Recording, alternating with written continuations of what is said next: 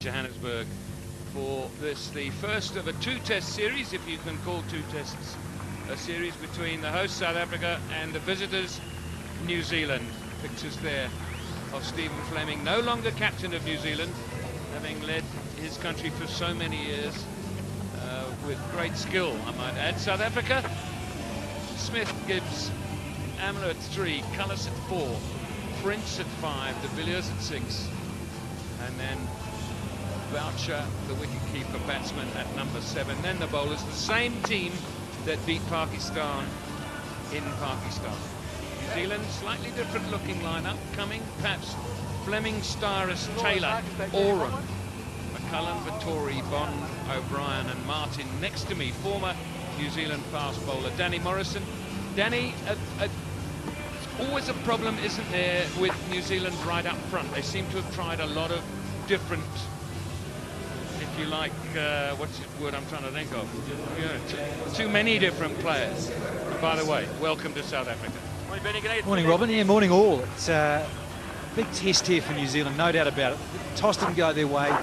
They wanted to bat first, and so does Graham Smith, and those sort of things. When you get that little bit of lady luck go your way, it just helps. But yeah, in terms of the top order, brittle, New Zealand, but you look at the comparison of South Africa and Gibbs and Smith, who've been around a fair while now. It's very strong and had a good series in Pakistan.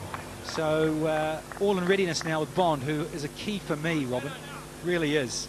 Bond and Vittori, the two world-class players, bowlers for the Black Caps, and the others will have to just play around them, and hopefully, from a New Zealand perspective, that Bond will get his rhythm right early on in such a short series. Combinations is the word I was looking for when I was stammering and stuttering over the New Zealand top order, but we'll come to that later. South Africa are batting. They won the toss and elected to do so. Here's Bond. Only from the golf course end. The pitch is really a pretty good pitch. It looks pretty flat. There's very, very little grass on it. It seems a little drier at the call it drive end than it is at the golf course end. Shane Bond sporting a beard. Nice to see him fit. Bowls a good pace and is critical to New Zealand. That there's no doubt. Wait! No! Still not off the mark. Away from his body just a little bit there, Graham Smith.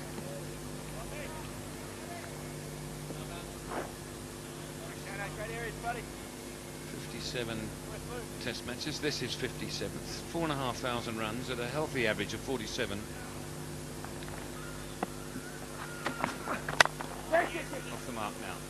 Very cloudy at times. Sunshine hasn't appeared yet today. Bowled in.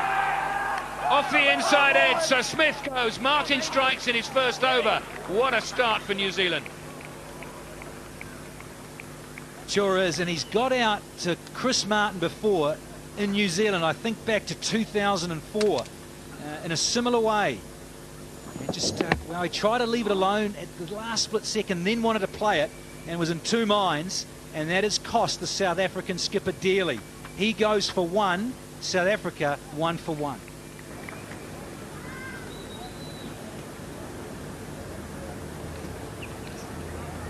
So disappointment for Smith. He did appear to want to try and leave it alone if he could, and he certainly could have done. It would have passed by the off stump by a good foot and a half. It's a long walk up the stairs here at the Wanderers, and that brings Hashim Amla to the crease a lot earlier than he would have liked.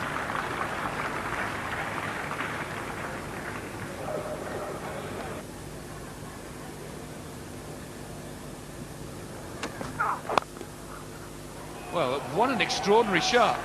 That's way up the bank. What an incredible stroke. You talk about using the pace of the ball. Well, help me with this one, Danny. I'd like to know what he's got in that bat. Right in the middle of that piece of willow, because it was so effortless, wasn't it? Just a little flick of the wrist, and thanks for coming, Shane Bond. certainly the pace of Bond and that swing back into the right hander. But let's have a look. Oh, Sunday afternoon stroll. Have a flick of this, son. I wonder what length the next ball's going to be. It's a remarkable shot. So 20 for 1 South Africa. Bond to continue bowling at Amla. Catch it is the shout. Is it going to be out? Yes, it's out. No need for the umpire to put the finger up. Hashim Amla's walked off, so Bond strikes. Well, it's pace, it's bounce, it's everything that Bond possesses.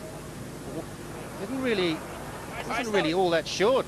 Just done him on the bounce. It, if anything, moved away slightly, and I think he gets a glove on that. Hashim Amla goes for 12.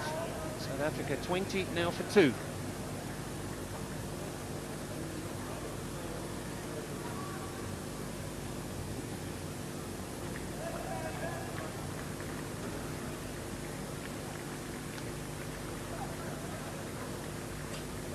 This man, though, Jacques Cullis, striding to the wicket, has been known to pull his team out of strife. He has to do it again today.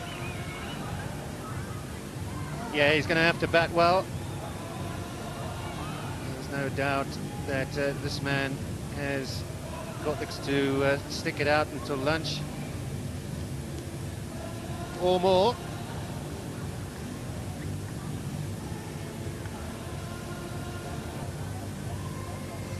Jacques Cullis has walked out to the middle and is taking his guard. The reason is because Shane Bond got one to straighten and bounce as well on Hashim Amla, unable to deal with that one. Just a little edge through to the keeper, Brendan McCullum, and no mistakes there. So a first wicket against South Africa. In his first test match against South Africa, Shane Bond, he'll be hoping for more.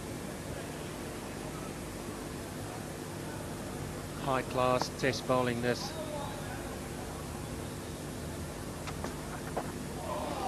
What a start. He's coming off 350 in Pakistan in test matches. Jacques Cullis, and he meets up with this.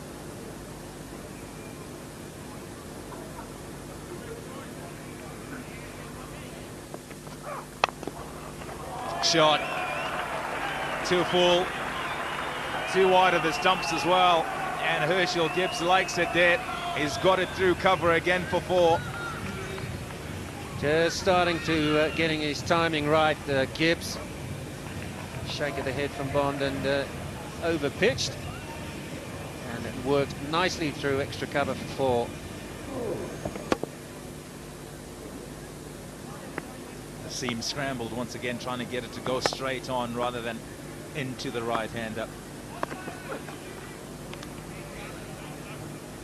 I'm not sure if you're steering clear of this bowling partner of yours that I asked you about, but it's a point of reference, a point of discussion, as it were, the reference being 13 matches and 53 wickets on this ground.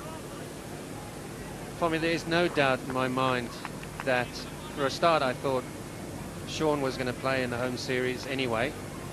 And there's one place in South Africa that you would love him to bowl, and it's on this particular pitch.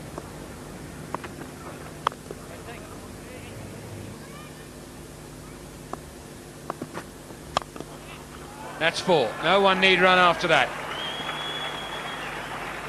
So just a little bit of release here from the pressure that was beginning to build. It was in the air for quite some time, but Herschel Gibbs picked the gap. Through the covers. There's only 2 cover fielders there. There's a backward point, and then Daniel Vittori at mid-off. This one went through where an extra cover would have been.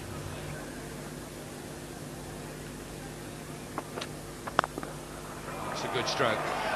2 full from Oram, and he pays the penalty. Jacques Cullis at his best. He plays very well square of the wicket on the offside. This delivery swung away from him, but it was too full and too wide. Cullis played that cover drive superbly. Very good weight transfer through the shot. The run's just starting to come.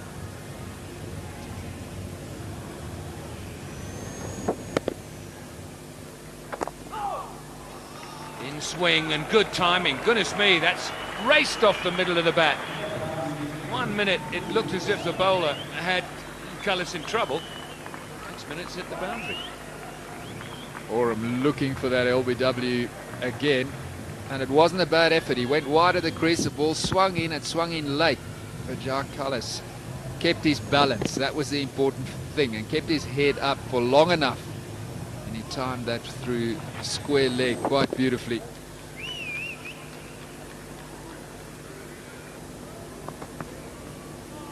Would it be fair to say just generally the Kiwis don't play a lot of cricket in comparison to other sides as far as test matches are concerned? Oh, most definitely, Pommy. No doubt about it.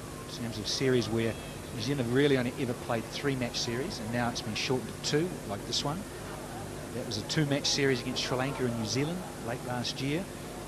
Bangladesh are coming to New Zealand after this series, and that's 2 tests. And they'll play 3 against England in March, and then another 3 in England. So, yeah, quite correct. New Zealand just don't play a lot of test cricket. Beautifully done. Right on the stumps this time, and Herschel Gibbs has gone down the ground in the V. Oh, he's been put down. Bounced a bit more than Jacques Cullis expected, and from a length that Jacques Cullis would have liked to go forward to. And Michael Papps at third slip takes a dive to his right and puts it down. In this level of the game, you've got to take those. He got there with both hands. Now the bowler hugely disappointed, obviously, because that is Jacques Cullis. Class act, get an opportunity, you got to take them, even the half chances, and that had to be taken. Almost right on the stroke of lunch. Third slip, Michael Papps.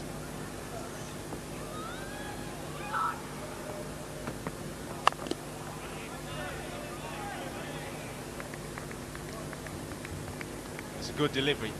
It really was a good ball. The length was just about perfect. It also bounced a bit more than the batsman would have expected. Everything according to plan except just the end. Look at that. That's bounced steeply. Jacques Cullis looking to go forward, having to readjust, and it's off the edge, and Papps does a lot of the work really well, gets both hands there, and then just hits the ground and it bobbles out. Will they live to rue that? I suppose you rue all drop catches, and as the fielder you don't want to drop any. The bowler, you feel a little hard done by now and again when the fielders drop catches, but as a team many a time you're made to pay, and Jacques Cullis is one such batsman who ensures that when he gets a chance he takes it. So not a good omen for the New Zealanders.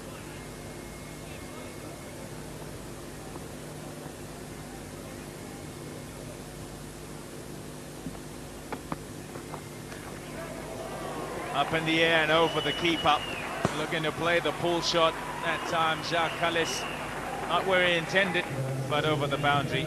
70 for 2. Edged and gone! First ball after lunch, Jacques Cullis going for the drive, and it's the man who dropped him at fine leg. You can understand why he is that happy. An inside edge, and it just got better for New Zealand. Relief for New Zealand. Cullis had 2 reprieves before lunch, but this time he played a loose stroke, uncharacteristically so. Got an inside edge and a comfortable catch. So O'Brien strikes. He dropped Cullis before lunch, but he comes back and gets a wicket. 73 for 3.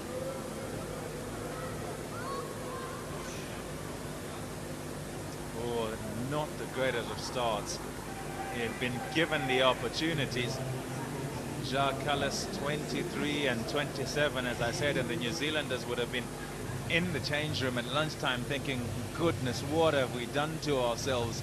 And first ball after lunch, they get another opportunity. Ashwell Prince is the new batsman, so big job on Ashwell Prince's shoulders as well. Well bowled, fantastic delivery. decided to go around the wicket, got the ball on a good length, on a good line, got enough movement, got the edge, and a simple catch in the end in the slips. So New Zealand get a fourth breakthrough. Prince is gone. Oh, gone! A good catch that is by Stephen Fleming, going to his left, and it was climbing all the time. Herschel Gibbs, the man who was in, is on 63, is gone. Yeah, probably just a little bit too close to play that kind of shot. It flies to Stephen Fleming at first slip, makes it look ridiculously easy. Just the partnership that we've been talking about has been broken. Partnership at 49. Herschel Gibbs had to battle for that 63. South Africa now 141 for 5. It's up in the air, it's gone over the keeper. That kind of player is Boucher. Anything slightly short, he will play that shot. It's his natural instinct. Very aggressive player.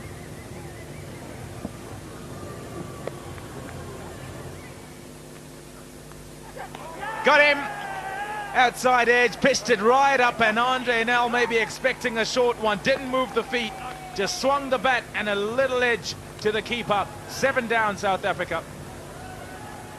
Little cameo of Andre Nel comes to an end. But that probing line, there it is, the channel of uncertainty. Around about off stump, just outside on a length. And the pacer Bond. He knows it, and he is wrapped. Wicket number 4 for Bond. Nel has to go. Out for 15. 182 for 7 now. So this is... I'd like to continue with the conversation, because it's going to be a little bit harder with Tory bowling, because the balls will be bowled on a more regular basis. But while we're talking about what you had to do there, the end of the day, put down at slip. 3 attempts by Stephen Fleming. It went very quickly, to give him credit, and they either stick or they don't, and this one didn't. Well, it's very rare that you see Fleming put one down. It looked like he had it under control from the word go. And that's time, he's got him. Dropped the first ball.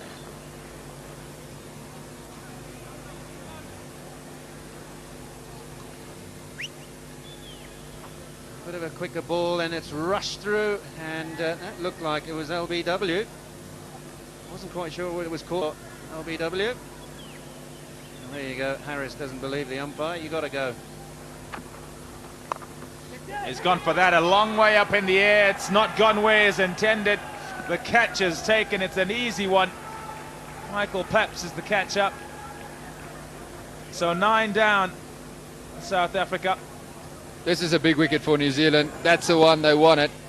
Mark Boucher going for the big slog sweep over mid-wicket. He got a top edge, and it was a very easy catch. Daniel Vittoria's bowled superbly. He picks up his 2nd wicket. He's been economical. He's kept the pressure on South Africa. Mark Boucher's out for 43, 219 for 9.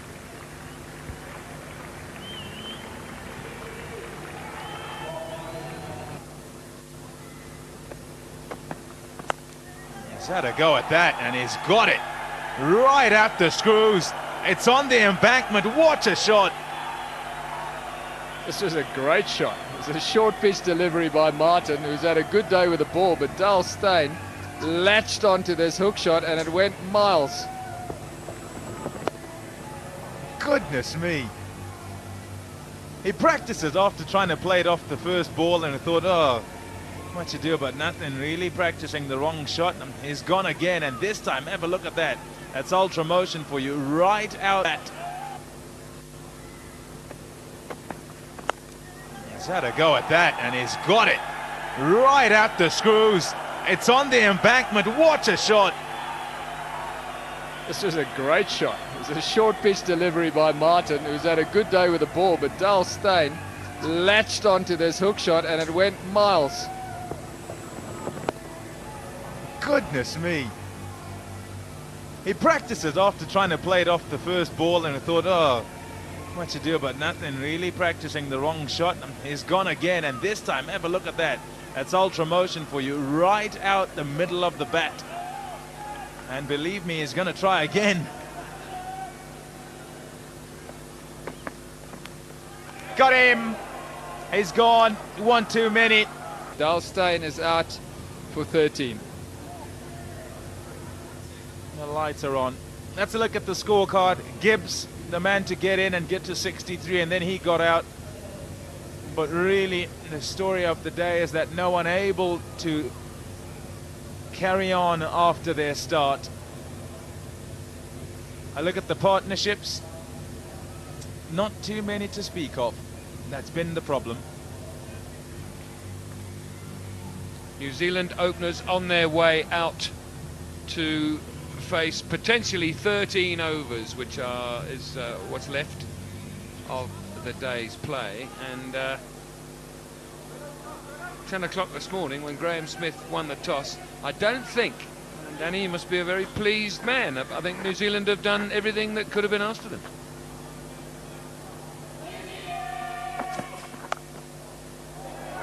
It's flown through the slip cordon. There are lots of players there. There's 1, 2, 3, 4 of them. It's got through for 4. Whether it was catchable or not, I'm not sure. I think it. No, that it carried. Out. Caught at third slip. So Ntini strikes. It hardly surprised me. I think he's bowled extremely well. Well, this time he's made the batsman play in that area, that channel of uncertainty, and Michael Papps just thrust a bit at it, didn't go anywhere on the crease with the feet, and Papps will have to go. He's gone for 2. New Zealand 16 for 1.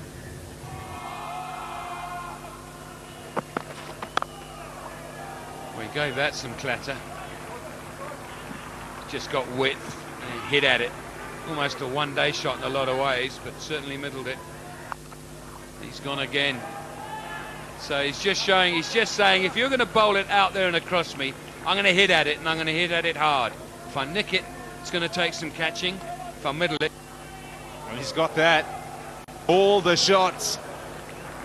Stephen Fleming, and this one's gone all the way. Wow. Well, he's certainly making a statement. He's come out here, he's hit 3 boundaries, 3 fours and a 6, and this is in the middle of the bat.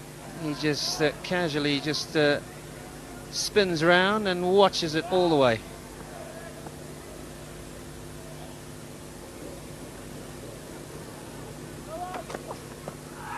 Big shout, he's thinking about it, the umpire, and the finger's gone up. South Africa have got another breakthrough. New Zealand 40 for 2. There he's done it, he's pitched it up, it's straight, and with a naked eye, that absolutely did look very out. Trapped him on the crease, didn't really go anywhere, bang, that's out. Steyn has done the job that his captain's asked for. Now, the Black Caps 40 for 2. Craig Cumming is gone for 12. Harris coming in there for the last ball of the day.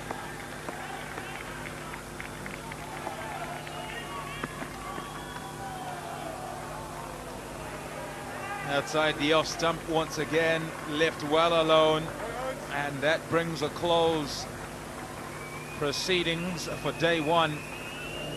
Comfortably, New Zealand will feel they've won the day. They're following up South Africa's 226 all out, and they're 41 for 2.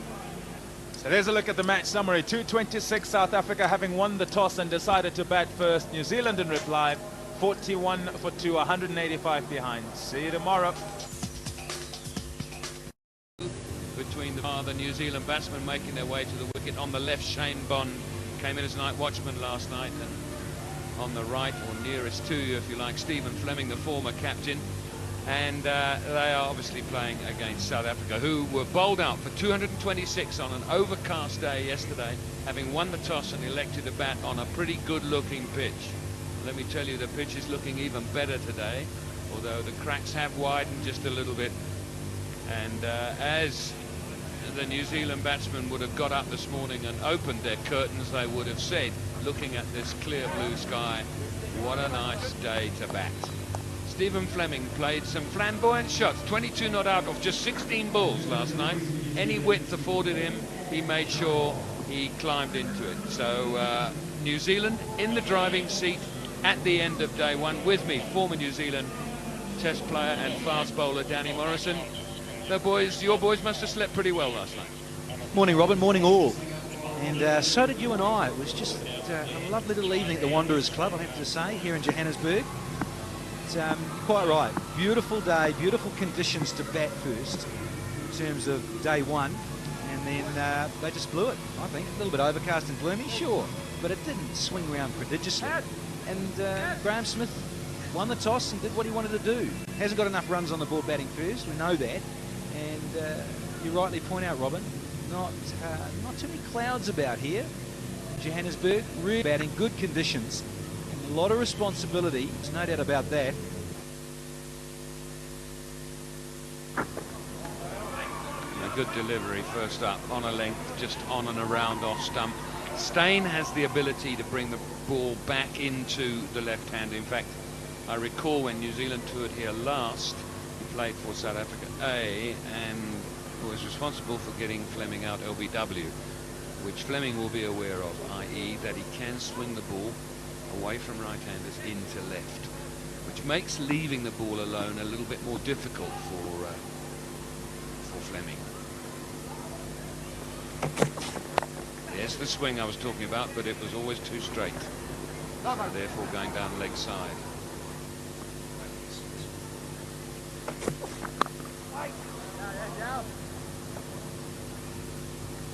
So this, the strategy in terms of the cat and mouse game of Test cricket, where you mentioned, Jack, is that they've got to get the night watchman out. They don't want him to ruin the ball and waste it.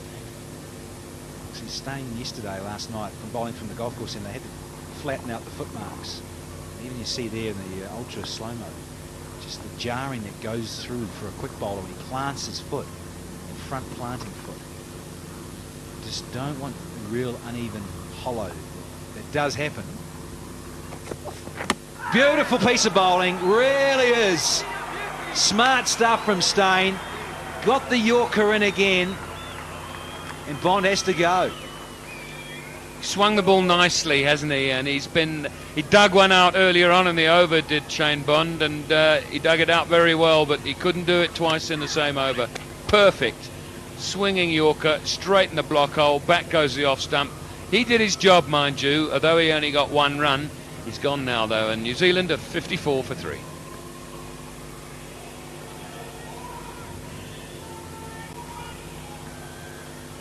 So he wasted a little bit of South Africa's bowling force energy this morning, batted for 20 minutes, fended off the new ball, made it a little bit softer for the next man coming in. If he could have batted longer, it would have been nice, but wasn't expected to. Basically, his job was to make sure that a specialist batsman didn't get in last night. So it'll be Scotty Styrus, Billy Ray, as I sometimes refer to him as. He'll be the next man in.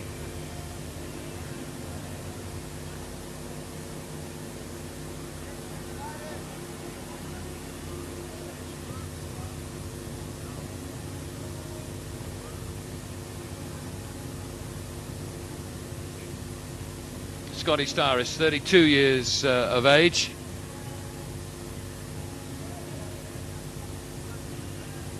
Born in your part of the world now, Brisbane.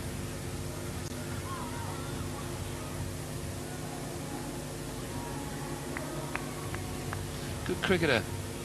I was surprised he didn't. I was was quite surprised he didn't bowl at all in the first innings. Is he not bowling as much as he used to, Danny? That's right. He's had back problems. In fact, talking of coming home early from Durham, he was playing a bit of county cricket. Of course, he played for Middlesex a few years ago as well. And he's just had knee problems too, Robin. People in this part of the world wonder why he's not bowling as much. He's facing his first ball now from Stone. And he's had back problems and he's had knee surgery. So we discussed this a bit yesterday too, Robin. I think he's ideal in a perfect situation of the balance of the side. If you could have Cyrus batting at 5 and doing a bit of bowling. Here's Bond getting castled. A super piece of bowling to tail enders, night watchmen. Difficult delivery, even for top order players early on to play that sort of swinging Yorker at pace.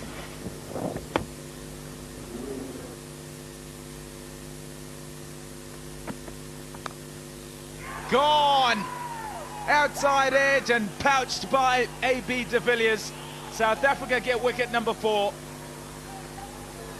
Excellent delivery and very well caught by A.B. de Villiers at third slip. It was close enough to the off stump so that Fleming had to play at it. This ball moved across the left hand and Makantini does bowl very well to left-handers. Fleming just opened the face of the bat, got the outside edge, and A.B. de Villiers is a very good fielder and he took a good catch at third slip. A big breakthrough for South Africa. Fleming is gone for 40, 64 for 4.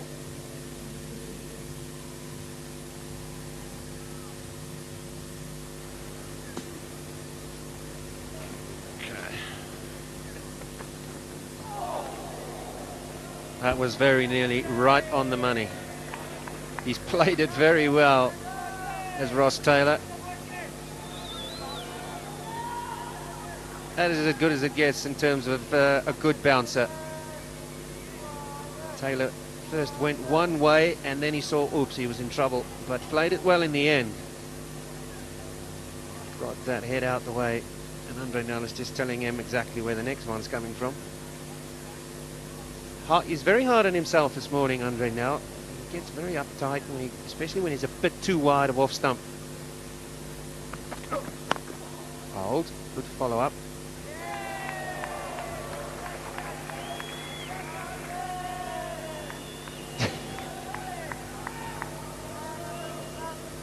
Just trying to stir up the batsman, trying to make the batsman retaliate. Taylor is quite comfortably not getting involved in this little skirmish, and quite rightly so.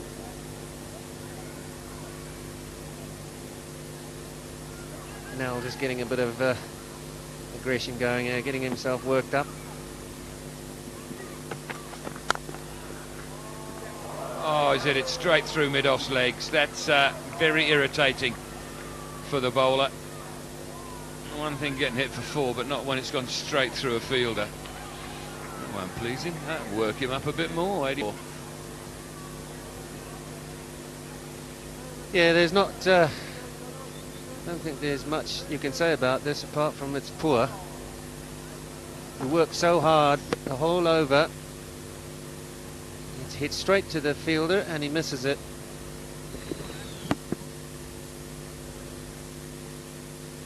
Callis.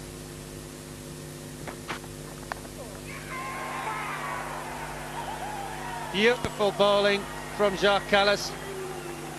The South Africans have bowled that length all morning. Cyrus has gone and he didn't look happy. After he got hit, he just didn't look comfortable. Great delivery, good length, a bit of extra bounce. The safe hands of Graham Smith says thank you very much. Big wicket before lunch. Cyrus is on his way for 11. It's 83 for 5.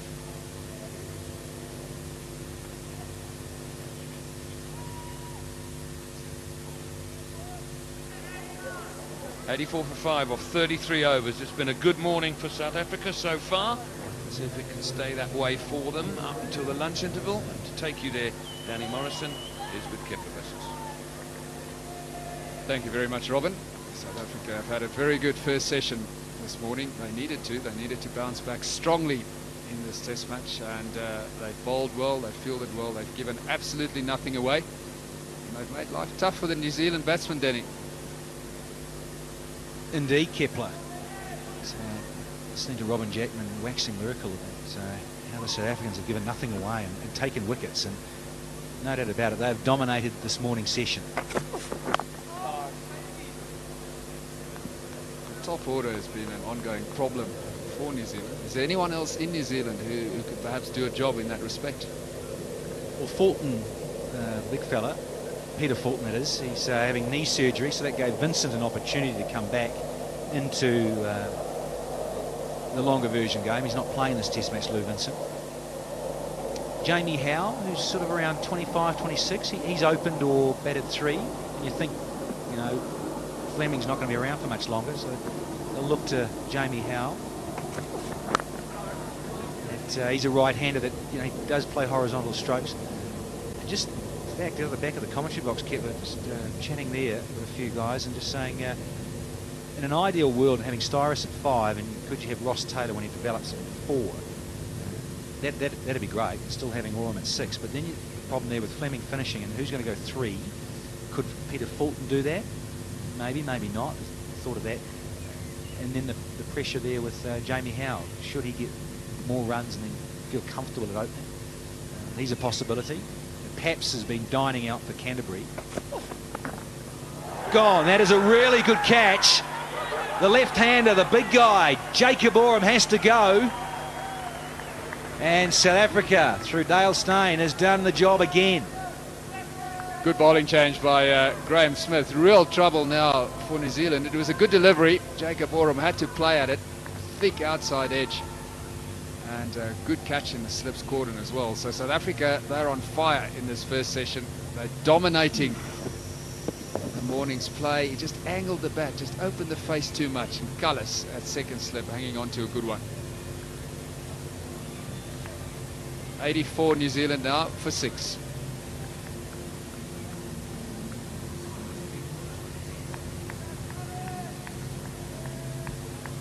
Just the extra bounce leading to the undoing of the New Zealand batsmen today. They have won at this ground before in 1994 by 137 runs. That was a convincing victory, but generally when they come out to South Africa, the New Zealand batsmen don't enjoy the pace and the bounce of the wickets.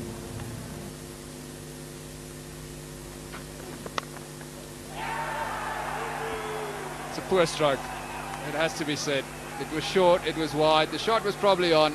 Ross Taylor, no footwork whatsoever.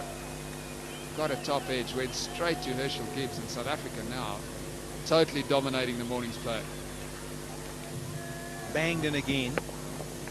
And you're right, Kepler, it was there for it, but the feet didn't go, and it was almost a half-hearted late slash. Went very quickly to Gibbs. Good catch. Taylor's gone for 15. It's 88 for 7.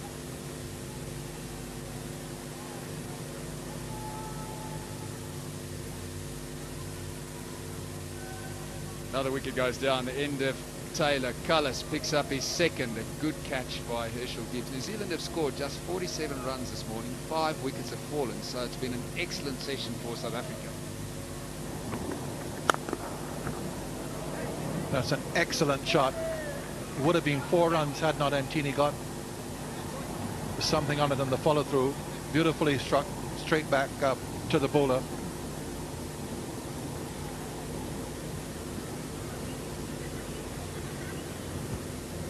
Full face of the bat. All the youngsters watching, have a look at that. That's exactly how you play the straight drive.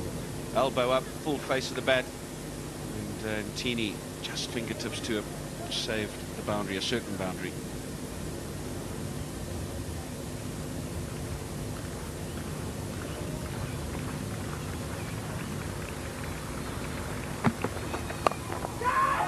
In the air, taken.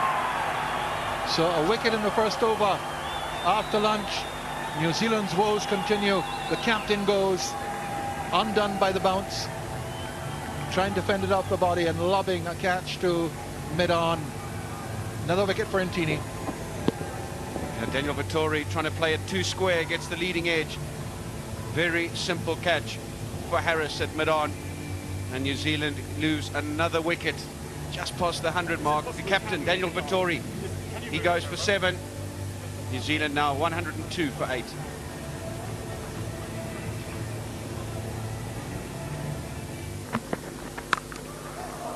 That is well clubbed, and clubbed really is the appropriate word for it.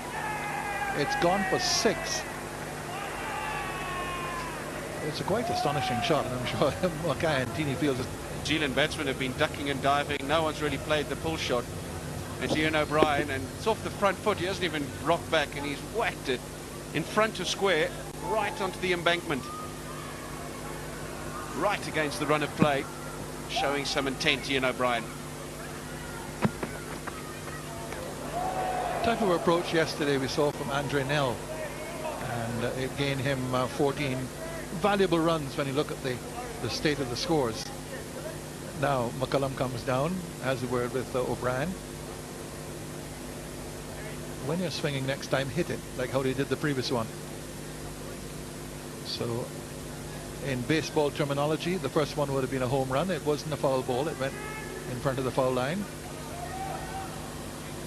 And strike 1.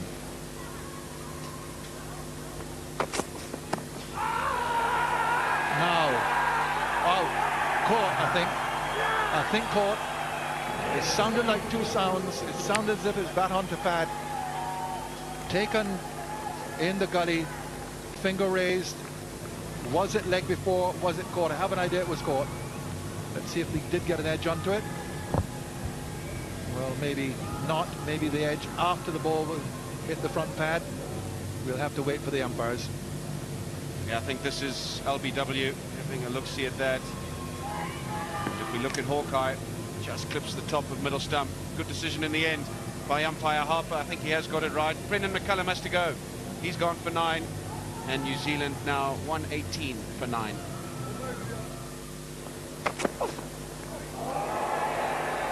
Wasted on him.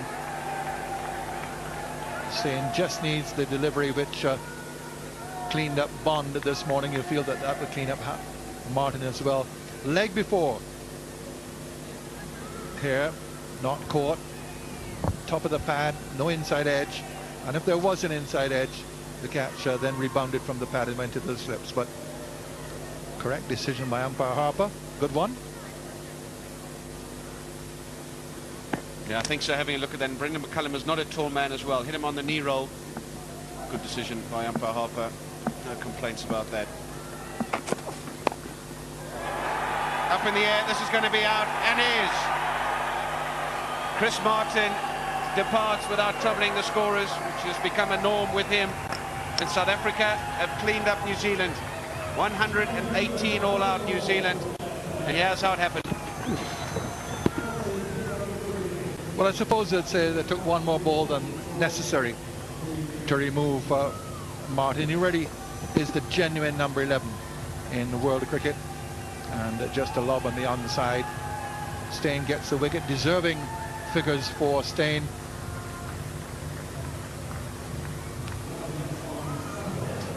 And there we see the batting card. Ian O'Brien will be a bit disappointed. He was on song there. He wanted a few more balls in the middle there, hitting it as clean as a whistle. However, not much can be said for the rest of the New Zealand innings. No one really got to grips with the South African bowling, apart from Stephen Fleming coming in at number 3, who played a few good shots and looked like he was set for a big one. But I'm afraid there's going to be a long, hard inward thinking session in the New Zealand changing room, because that is really not good enough for Test cricket. However, all credit to the South African bowlers, because they did get the ball on the spot.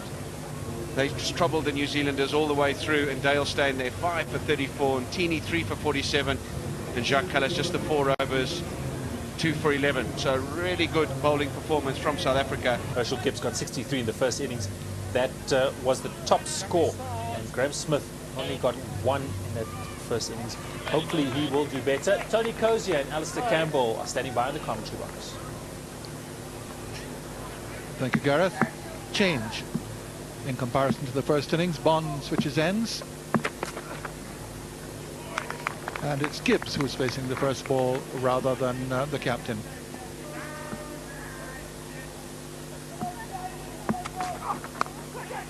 Oh, that's him. He's got him. That's the one that holds its line or goes the other way. Shane Bond been moving it into Herschel Gibbs, and just what we were saying, what good Herschel Gibbs is in, the one that goes the other way moves his undoing, and a good catch, shaking the third slip. Yep, the 13th catch between keeper and gully in this match already, played away from the body. We've seen that twice today, once Tyrus, once Taylor, and now Gibbs on the other side and taken in the slips. Another slip catch, good delivery, really good delivery from Bond. Gibbs goes, good catch by Paps, and a very good wicket for New Zealand.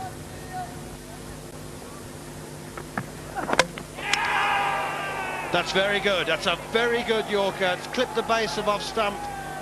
And Graham Smith's on his way. South Africa at 20 for 2. Chris Martin is cock-a-hoop, as are all the Black Caps, and rightly so. It's a very good delivery, as you'll see now. Scrambled seam. Smith's just misjudged that altogether. It's missed it. It's not swung. It's come in naturally with the angle from around the wicket. He might have even held that across the seam. Very little movement. Smith has been done by the length and the line. Gone for 9. Bold Martin, 20 for 2.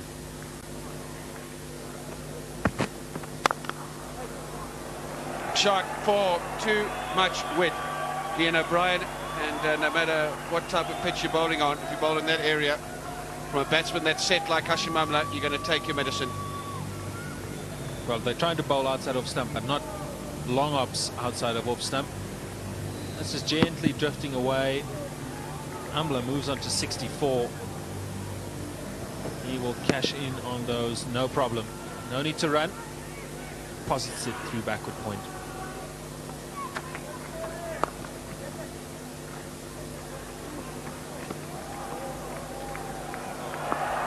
Well, I think that sums up New Zealand's day. Put under a little bit of pressure and they cracked immediately. 5 runs. They think there's an edge there. Shake of the head from Daryl Harper.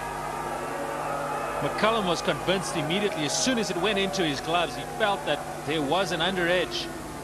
It's morning and afternoon. Hashimam just works that one. He moves to 85. South Africa to 179. Hashim Amla will definitely try and go towards his second Test 100. That man will try and reach his 28th Test 100 when the play resumes tomorrow. Wonderful effort, partnership with 159. All smiles there. Paul Harris, all smiles. He hasn't done too much, hasn't had much bowling. It's been an innings of character from Hashim Amla.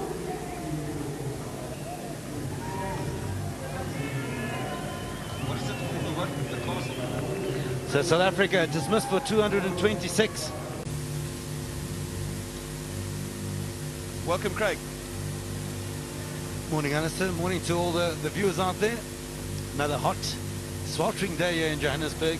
And Daniel Vittori, his first test as captain of New Zealand. They really have got their work cut out. Would be forgivable, understandable. Let's go. Oh, it's a good piece of fielding, a good piece of running as well. I reckon this is really tight out there, Manners. Great movement in the field. Callis was off like a shot. I don't think he expected the throw to come towards him. Squirts it into mid-wicket, takes off. Watch the turn. Whoops. Oh, he's made it. Really good piece of fielding. But there the South Africans picking up the scraps again. It's been tough batting out there. It looks a whole lot easier now, but it has been tough. But they've picked their singles up, which has been superb. Could be it. Yes, it is. 100 for Hashim Amla. Delighted change room, delighted Amla. Little hug from Jacques Callis. Come on, get excited. Goodness me, it's been a good innings. He's played some great shots. You see the relief when he ran through there? He just did a big little punch to himself. Yes. Well done, and a great change room. Know what an innings this has been. Pulled South Africa way ahead of the game.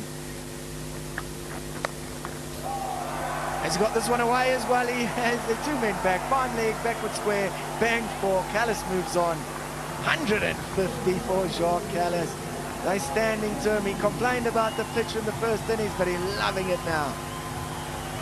He is. He's the man of the moment. Jacques Kallis has given this crowd something to cheer about here this morning. It's been an absolute masterful display of test match batting by Jacques Kallis. And what a way to bring up your 150. Shot. Dispatched. Another 6. Violent shot. Magnificently played. Dismissive. Third 6 for Jacques Kallis. 309 for 2. The first 6 going to reach his 100. This one just getting inside the line and then freeing the arms. Such a beautiful balanced player on the front foot, on the back foot, picking it up early, just getting inside, able to free those arms. Oh, that is a glorious shot. That is just a punch down the ground. This field is quick, but every chance of getting there and does. That is vintage Jacques Kallis. This man is in such good form at the moment, and this shot epitomizes just that. 300 partnership comes up. What an effort it has been between these two players. Gives it Kallis 315.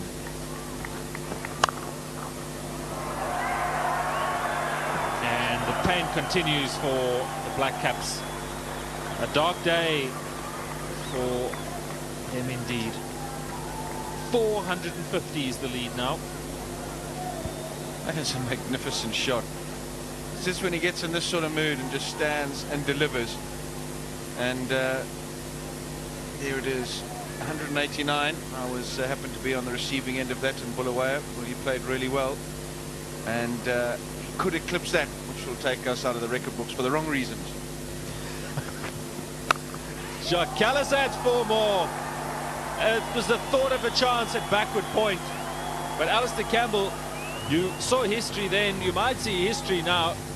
Kallis has been, I don't know if he was criticized, but he's been a much vaunted milestone for him has been the 200. That's the type of special catch that you need. I dare say if that was a South African, would have taken it. They've got to keep going here in New Zealand. I know it's hard, it's hot out there, and the game's gone away from them, but they still have to maintain their disciplines, maintain their professionalism. Knocked out on the leg side again by Amla. They've got to try and get something positive out of this test match. There is still another test match to go, plus the 3 one-dayers. There's 350 up for South Africa, and they keep rolling on. As I was saying, on the New Zealand perspective, they've got to keep doing the simple things well. Keep getting the ball in the right area. Keep trying to get some match practice up their sleeves, because there is a second innings here and there is a second test match as well, like I said. So there is something to be gained out of every situation, even though this one seems an impossible one. And like I said, the game is well out of their grasp at this particular stage and probably going to ebb even further. They haven't taken a wicket today. Things are tough. Like I said, most experienced player in Stephen Fleming's not on the field. Their top strike bowler, Shane Bond, he's not on the field. And everything seems to be going against you, just to dig a little deeper. And it will stand you in good stead for harder times when they present themselves in the future.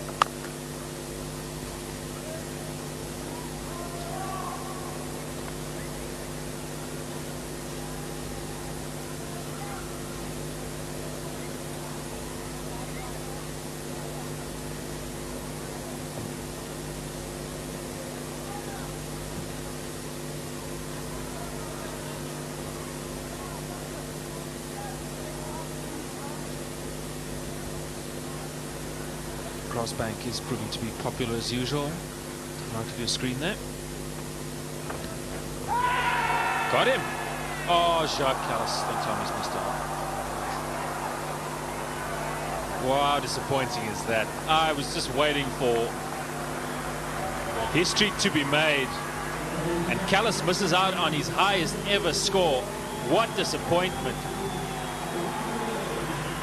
soft dismissal in the end, just a feather through, and Brendan McCullum didn't make a mistake. 350 for 3, and Jacob Oram exacts the breakthrough straight in.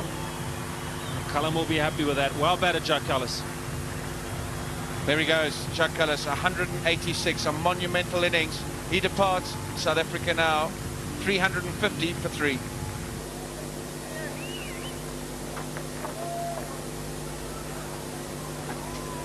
Yeah, well, a couple of quick wickets from Vittori here, and who knows, the Black Caps might only be chasing 500. They are really right out of it, but oh man, they've got to be saying they've got to stay positive. Vittori try and find his rhythm. Hasn't picked up a wicket this second innings. He's gone for the sweep. It's outside line. Prince gets down low. Vittori's working very hard, giving Prince hard work down the other side. 357 for 3.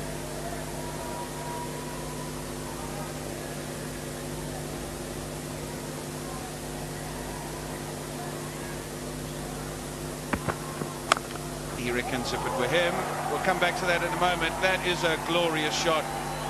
Hashim Amla, just stand and deliver. You spoke about control, John. How controlled is this? He has just let this come, looking to get forward, stands up, bang, punched through the covers for 4. There's a sweeper out there, but he's too square. Hashim has just beat an extra cover and it's rocketed away for 4. Doesn't try and hit it too hard. He's got a jolly good bat there, hasn't he? And that's come right out the middle. You can see that in the ultra motion. That has come right out the middle. It's just sort of like waiting for the executioner.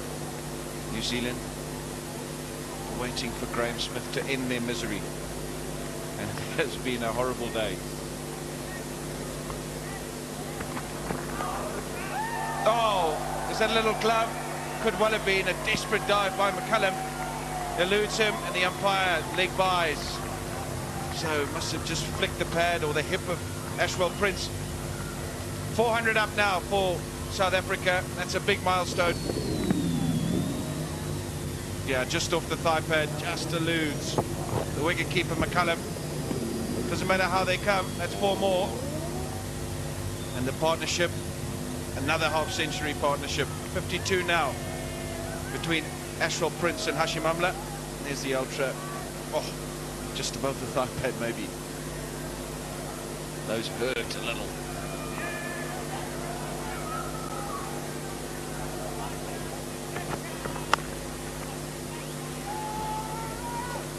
But a body blow to Ashwell Prince is nothing like the pain the New Zealanders must be suffering out there, the psychological damage that is being done.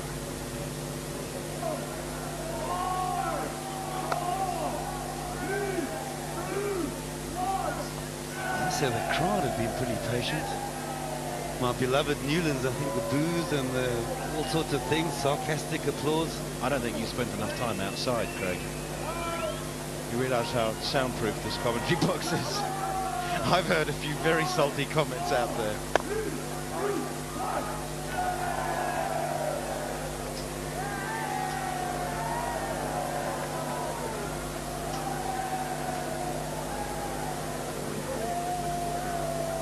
Newlands, a couple of buttes coming from Newlands through the years.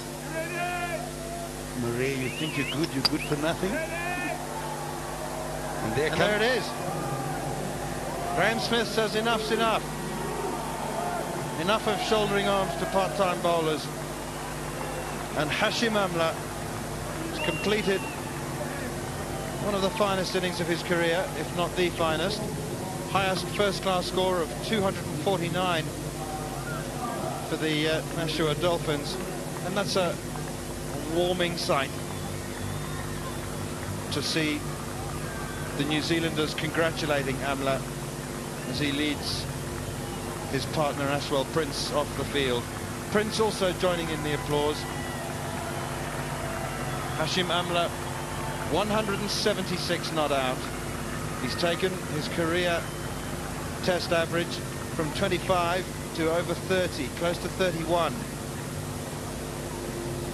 South Africa have declared 422 for 3. It's a lead of 530, and the waiting is over. for what has been a very good crowd, as Craig said, patient crowd for the most part. It's a very different looking scorecard than the first innings. Jacques Kallis, well, he'll just have to get over his disappointment of missing out on his maiden 200. 186, Hashim Amla 176, and a stand of 330, the 5th highest for South Africa for any wicket against all opposition. AB de Villiers and Mark Bouch are not required, let alone the tail. 126 overs. And look at that, 330. The second highest partnership in the match. It's actually the one between Hashim Amla and Ashwell Prince, worth 72.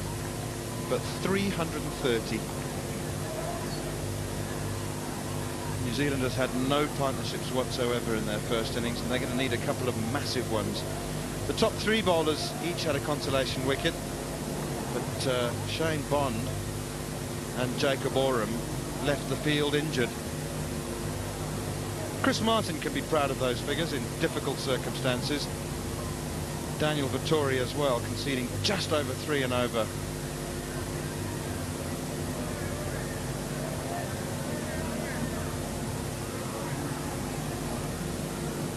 .422 for 3 declared. Very seldom that you see scores increase as the innings progress. It would be an enormous surprise to see another score in excess of 400 in the 4th innings. Although the New Zealanders will have over 2 days, they're feeling optimistic. They'll tell themselves they've only got to score 265 each day. Craig Cumming and Stephen Fleming then. It's just such a monumental task that they face that it really isn't worth thinking about. If you start to rationalise your chances of batting for 197 overs, which is what we have left in this game, then you would be overwhelmed by the enormity of the task ahead. And I know that it's one of the most often repeated cliches or phrases in cricket, take it each ball at a time, but in a situation like this, that really is your only option.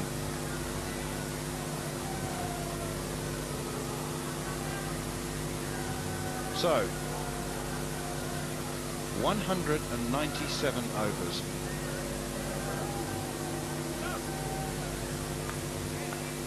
This is just day 3, and the 4th innings is about to begin. That is Shane Jabbar, the South African physiotherapist.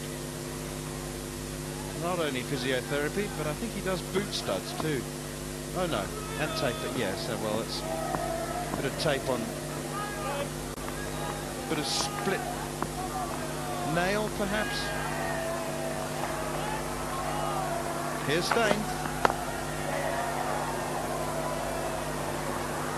Runs immediately. Bit of a surprise to see Craig Cumming actually play at that delivery. Full and wide and swinging further away.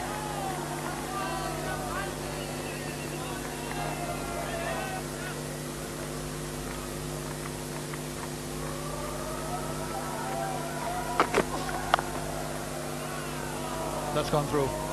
Gone between faux slip and gully. A lot of slips and gullies in there for the left-hander.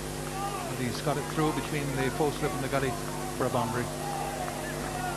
At 147 kilometers an hour. He did him for pace. Fleming caught on the crease. Just gone on straight and bang, he's got it between, as you're saying, Tony, between all those guys catching down in the slip cord, and he's got to wait for a boundary. But Fleming's going to come out playing positively, isn't he? He's going to play his natural game, see if he can get something going, show the team that he's got some fight in him, and show some confidence in the side. But it really is tough at the moment. Oh, he's been hit again, and he wants the single, but he gets sent back. Not so much he wanted a single, he wants to get away from the strike. Edged and gone. So another one goes in the slips, and another failure for Cumming, another failure for a New Zealand opening batsman. Is that an answer for you? You knew it was going to happen, didn't you? Incredible, beautiful piece of bowling. He bowled on the short one before that. This one he's got nice and full. Look at the feet. Feet stuck in the toilet, not moving anywhere. The outside edge, very easy catch to Graham Smith. Big hands, takes a catch. He's happy, everyone's happy. Staines on fire once again, his 6th wicket in the match. New Zealand 12 for 1. Cummings on his way for 7.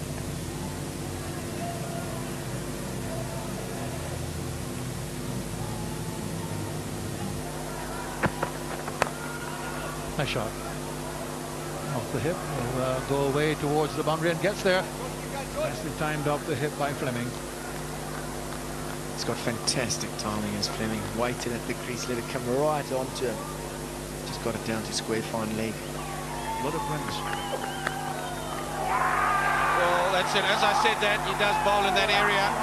And he's induced the edge, taken, and Stephen Fleming. It was vital that he got some runs for New Zealand. He departs, and South Africa get another wicket. Well bowled, Andre, now sliding across. Stephen Fleming, the length was right this time. Another wicket goes caught behind the stumps. Good catch by Graham Smith. Stephen Fleming stood for a little while. He wasn't sure if it had carried an umpire. Darryl Harpen did confirm the catching behind the wicket for South Africa has been brilliant. Stephen Fleming gone for 17, 34 for 2.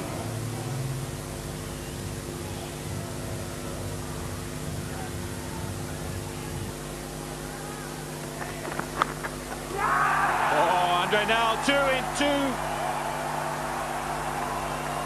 2. 2 wickets in his first over. What a bowling change, and things are falling apart at the seams for New Zealand.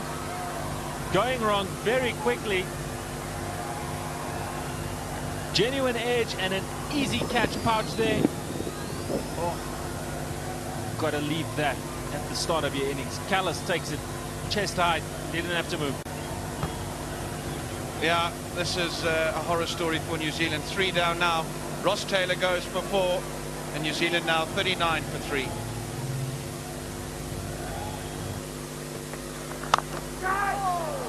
There's a shot. There's a shot. That's Brendan McCullum. He's been peppered with some short bowling. Gets the half volley, puts it away. New Zealand now 47 for 3.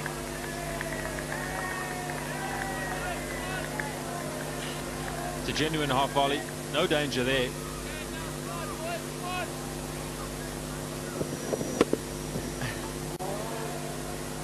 Alistair, this will be the time when the slip cord starts calling for the small bags.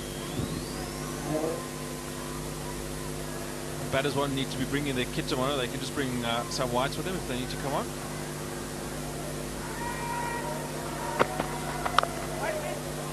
He took it personally. I was alluding to the whole team, and on the first innings, you can see it was playing on his mind. But it's not nice. I've done that once before, and I tell you what, when a guy goes on, when you drop him so early, goes on to get a big 100 like that, just the knife turning in the whole time, every run he scores.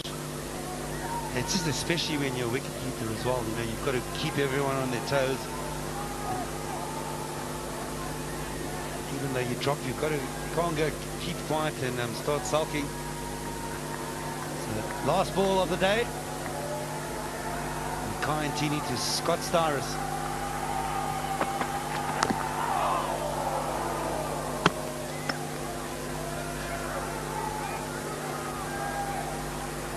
Negotiated there by Scott Starris. Not the most convincing shot, but he survives at the close of play. Graham Smith will be extremely happy. South Africa totally dominant. They've dominated. Since day 3 has been pretty commanding performance once again. Commanding performances by Jacques Kallis and Hashim Amla. And then South Africa in their 17 overs picking up 3 wickets. And their bowlers have got a lot to work with. That ball's still pretty new, just 17 overs old. Cracks are widening. South Africa will be pretty happy the way this test match is going. First Castle test of a 2-test series.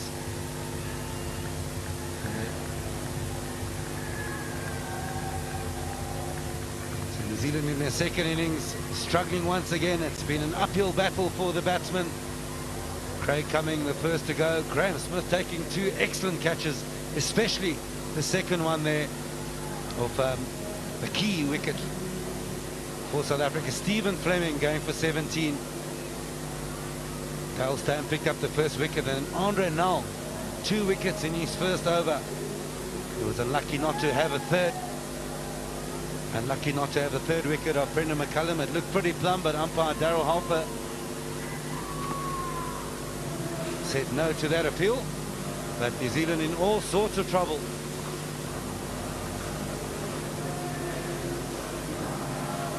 So South Africa 226.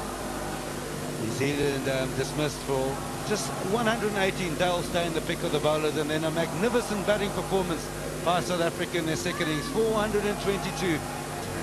Loss of 3 wickets. Callis a magnificent 186. And Hashim Amla unbeaten on 176. New Zealand tottering once again. 57 for 3. They trail by 407. Commentators Kersel, Strike and Scott Styris and Brendan McCullum will add 330 for the 4th wicket for New Zealand, and we'll still be here tomorrow. Perhaps not. I think, Alistair, as I mentioned earlier, Test cricket is supposed to be hard. It's supposed to be merciless, and you're supposed to try and crush the spirit of the opposition. And I don't know whether a good night's sleep, how much better it makes you feel, but I think New Zealand have pretty much had their spirit crushed in this Test. Without a shadow of a doubt. And it must have been, it started with getting bowled out for 118 after having done such good work on the first day, bowling South Africa out for 226. And then that big partnership between Jacques Kallis and Hashim Amla really put them under the cosh. And it doesn't help when you've lost your top strike bowler now. They've had injuries, they've had sickness issues. And at one stage yesterday, I think they had 4 people off the field. The maximum subs were on the field, and I think the manager had his whites on. So, not an ideal situation for them. But as you heard Brian Waddell say there, 11 months not having played a Test match. And that's a tall order to come against this South African side and try and be on a par with them. They've got a long way to go in New Zealand, but what they need to take out of this game is a bit of pride and fight it out then. If some of the top order, Scott Styris, McCullum, if they can get some runs under their belt, that will be the positive they can take from this game and take it to Centurion, because throughout this tour, the top order batsmen have not got any runs, even in the warm-up games. Andre Nel.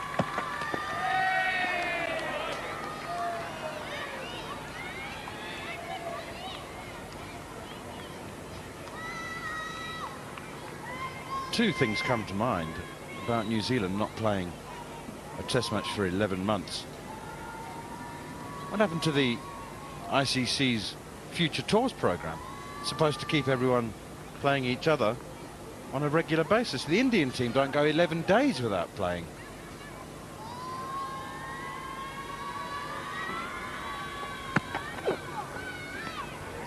There is obviously some financial consideration and some harsh economic realities, and that is basically that most countries don't find playing New Zealand very lucrative because of the enormous time difference in the revenue that can be generated from television income.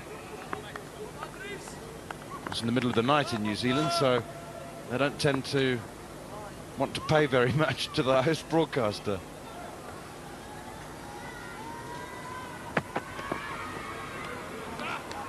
Hence, when they do play, they only play 2 tests or 3. They don't play more than 3 test series. Big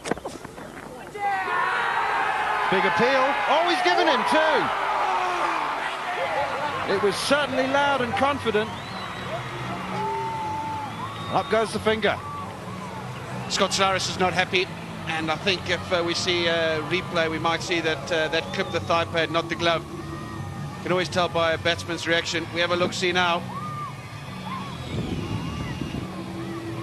Oh, it's hard to tell from that reverse angle. I think arm guard is the thing that it did hit. Confident appeal from the South Africans, and Scott Styris has to go. He made 16. New Zealand now 60 for 4.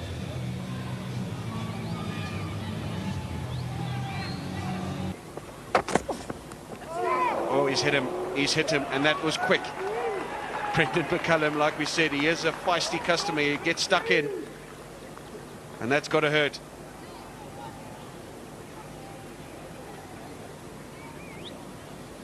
Well, he's called for the physiotherapist, and we saw there, it doesn't look very pretty.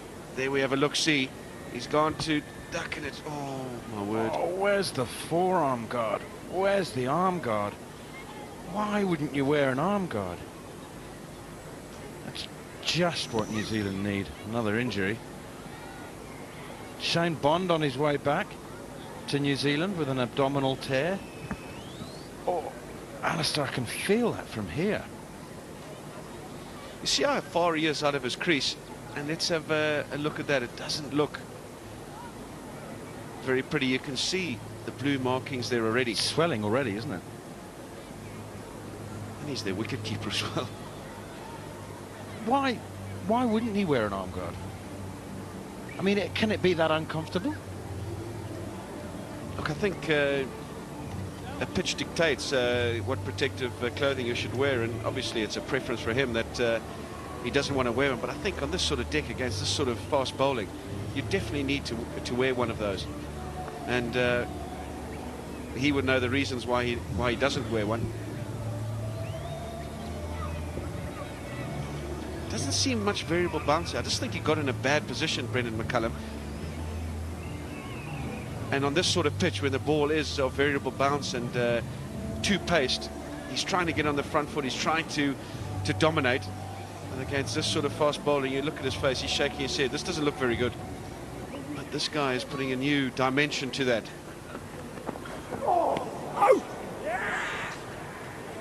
And now the swing and the miss. Andre Nell's down there.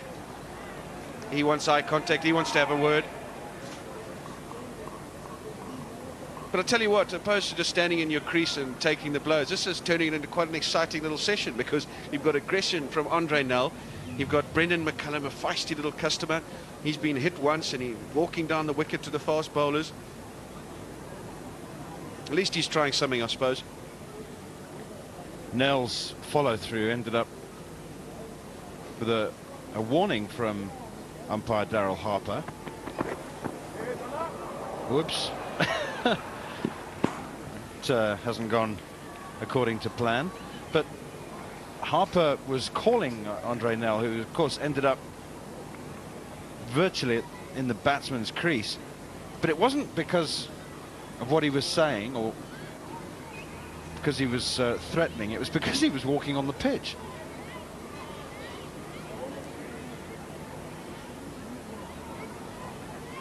No chance for Mark Boucher there.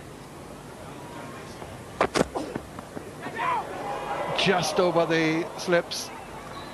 Now he's decided to go for the pull shot and gets away with it. Goes for 4.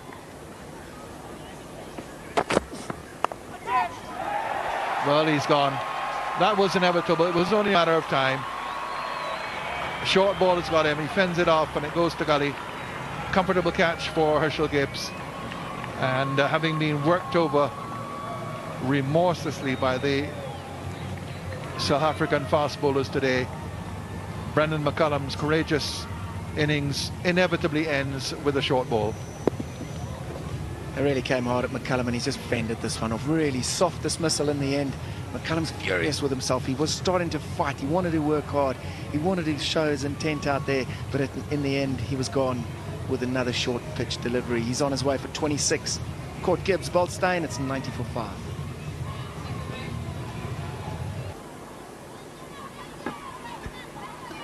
There's a pitch you're talking about, Tony. We've got a pen on the pitch just showing how big those cracks are. You could see the first day they were nowhere near like that, and they've just opened up nicely. That's on a length, Tony.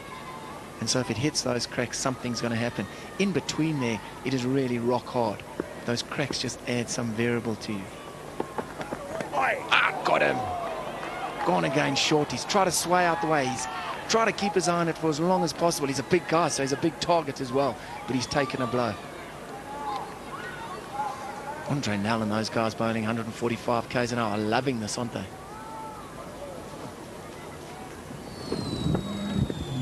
come around the wicket, so he's given him no room to go. So he's angling all the time back into Jacob Oram, bang on the back arm and chest. There's no doubt he felt that. He's going to hit the deck again.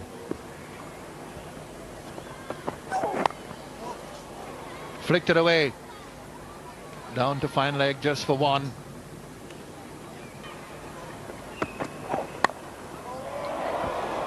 That would have been an amazing catch by Aby de Villiers. Big slash outside of the off stump there. And Paps gets his first boundary, 97 for 5 after 30 overs. Ah, that's a good shot. Even if Jacob Oram had to run. Oh, I was about to say he wouldn't have needed to, but it's been saved. Nothing wrong with getting the ball up to the bat. 100 comes up for New Zealand, 5 wickets down. Shot, short, wide, no third man, expanses of room out there. Jacob Oram throws the bat at it, and with the angle of Makai and Tini, gets a deserved boundary, 109 for 5. It's just a long up, and Oram going with the uppercut more than just a genuine square cut. On bouncy wickets, you'll find though that most of the ball will fly. Jacques Kallis is preparing to bowl from the golf course end. Not only runs in this match, but 2 first innings wickets as well, and looking to add a few more to his tally.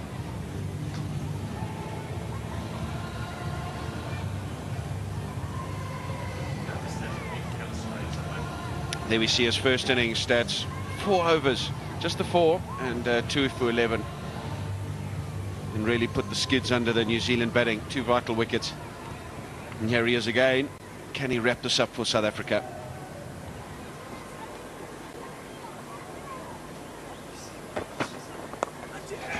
First ball. He should have been bowling earlier. Michael Paps. Oh dear. Jacques Kallis, I said in the first innings that he had picked up a couple of wickets where they were edge to slip and gully.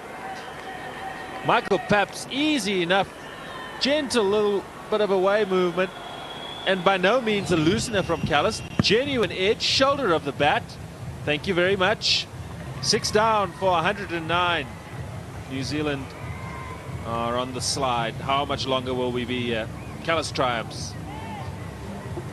Yeah, there he goes. Not a great game for Michael Paps. He's gone for 5. And New Zealand tottering now, 109 for 6.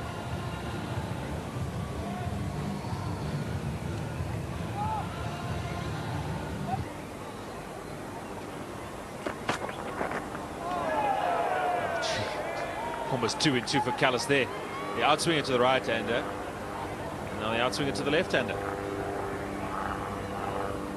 It's a great delivery, this, isn't it? Jacques Kallis, there it is, just that off-cutter. Little crack it must have hit. There we can see it.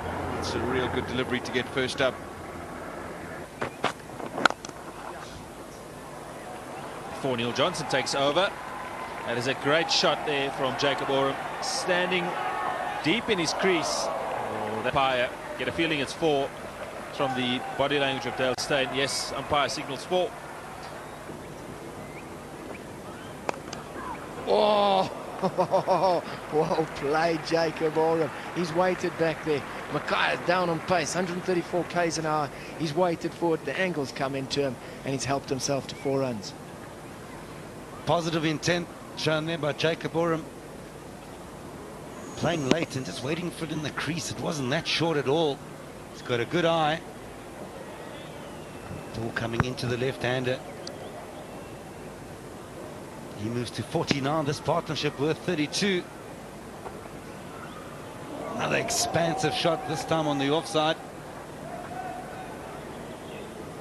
So Jacob Oram just stretching that hamstring in the background.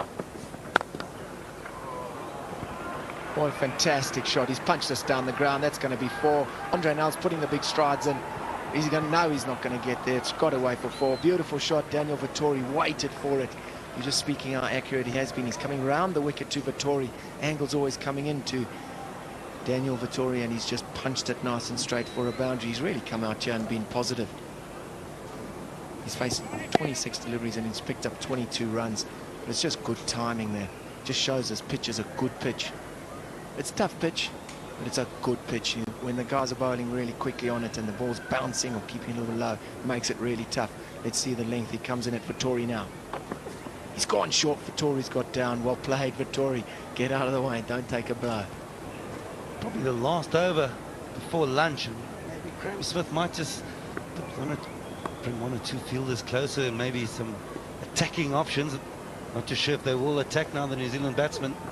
Oh! Yes, beautifully bowled by Harris. That beat Oram and it beat wicketkeeper Barcher as well. It was that hamstring. Watch when he does the stride. He can hardly move now to get out of the position, but he's gone on the drive. Harris has given it a bit of air, drawn him forward. It's hit the rough, and it's gone there. This is a perfect left-arm spin as well through the gate. Boucher misses a little stumping, but a tough take for Boucher. Watch it bang over the top of the stumps.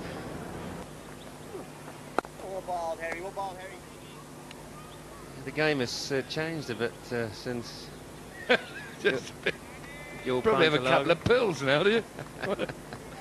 Ali Bakar here on this ground got a naught in the first innings of a Currie Cup game, and whoopsie, up in the air. Can he clear him? No, he can't.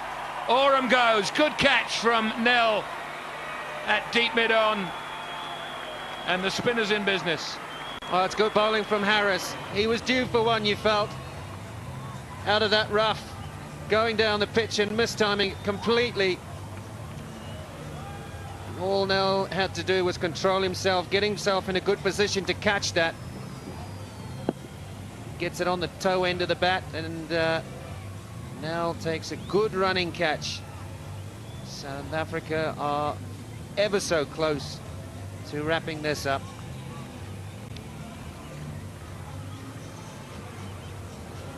Jacob Oram goes for 40. It's 154 for 7.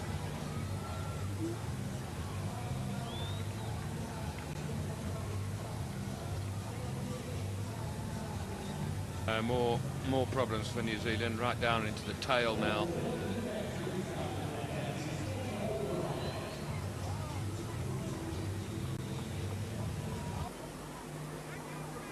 Now, you take a chance here and go Yorker, full Yorker. He's expecting it to be short, so he's having a look on the leg side, see if there's anybody out there. There's only the fine leg and a sort of a hovering mid-wicket in case he slaps it straight up. Oh my goodness, slower ball, great thinking by Dale Steyn. I think he's done him for lack of pace. It didn't come as quick as he thought. Good slower ball. Oh, through the shot. And he misses it.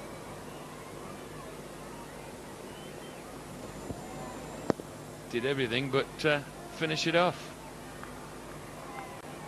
And the rebound turned, hit the stumps. How disappointing for him. Right, base of the stumps, 145 k's an hour.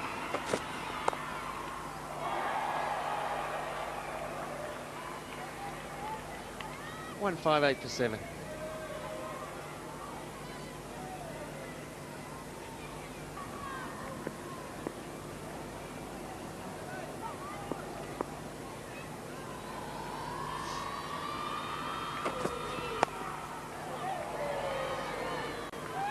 That'll be 4. And that's what he will try and do to you if you get it slightly wide. There is a man out there. It's almost like a deep backward point. I think I quite like that position. Vittori does tend to slice it there, or trying to carve the ball in that area. He's just helped that over. And, well, I don't think Ashwell Prince have seen that anyway. Went to the left first and then spotted the ball.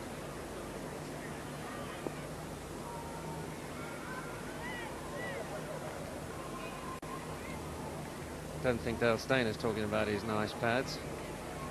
But I can assure you that nothing gets through there, Jackers. Nothing. Not those handkerchief things you used to wear in your day. I remember Graham Root was the first player that I remember seeing wearing a strange pair of pants. Oh, what a catch! What a fantastic catch by Amla. It hit him, went up in the air, and he had the presence of mind to find the ball and pouch it. Absolutely brilliant. Never took his eyes off it, though. I think this was another slower ball. Indeed it was. Look how he watches that, goes up, makes sure that it... oh, it's a brilliant catch. The 8th wicket goes down.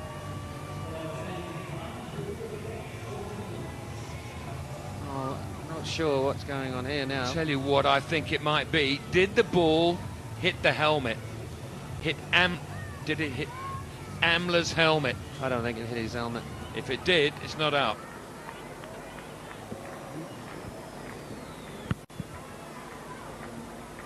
It goes up there. No, there it misses. Now, there's a... oh. On the grill, I think, as it came down. Now, did he push the ball into his grill, or did the ball strike his grill? Real good one, this. The law is very clear. Cannot be caught off the short legs helmet. I mean, the reason for that it doesn't drill into your helmet and go up in the air and somebody else catch it, whatever, that's really why it's there. But it's got to be interpreted as the ball must not at any stage hit the helmet. It doesn't hit it in there. This is the bit that is suspect. Does it hit there and then pop into his hands? Seems like it sort of strikes the grill and then back into the hands. Not 100% conclusive, but definitely the first attempt it goes up, misses the helmet, and then when it comes down, I think it just strikes his grill and then back into the hands.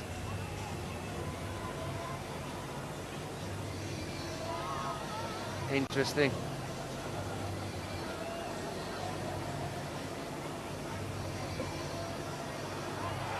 He's given it out. There wasn't conclusive evidence that the ball had hit the helmet. I think that's the right decision. Yeah, I think that's a good decision. Ian O'Brien is out for a duck. It's 170 for 8.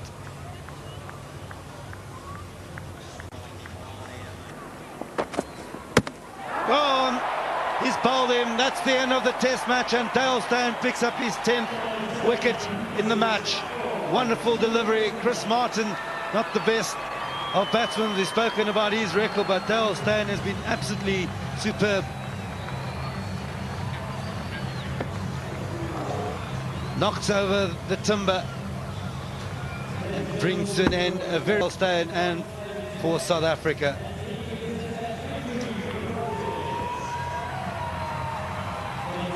Victory for South Africa by 358 runs. It is the biggest victory in their test history in terms of runs. They have absolutely dominated this test match. South Africa triumphing by 358 runs, their biggest victory in terms of runs in their long history of test cricket. Not many teams have won by that kind of margin in the long history of the game itself, and it just represents the way South Africa have dominated the match. They've dominated the match. In fact, they've lost only 13 wickets in the match, and yet won by that commanding margin. New Zealand struggling after, on the first day, an encouraging start for them, dismissing South Africa for 226, but after that it was all South Africa, and they have deserved this very big victory, and they carry not only a 1-0 advantage in the series to the second test,